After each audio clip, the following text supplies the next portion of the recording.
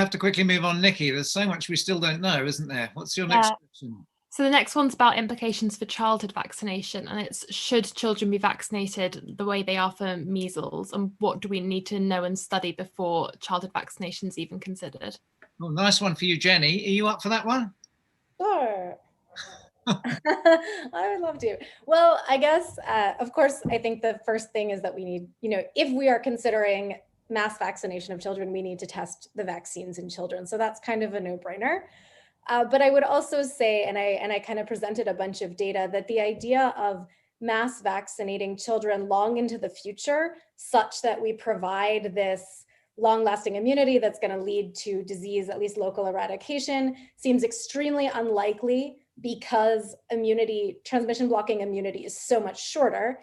And than it is, for example, for measles. And then if we look at the severity of disease in children, I would say it seems like it may not be necessary, and in fact may have a downside if we vaccinate all children instead of allowing for natural infection. And so what we do in the next few months regarding, or the next year even, regarding vaccinating children, I think is more of a toss-up for me. But in the long run, it's hard for me to see, unless cases become more severe in children, why we would want them to be getting vaccine-induced rather than a natural infection-induced immunity to something that likely would be no worse than one of the other endemic coronaviruses in those children.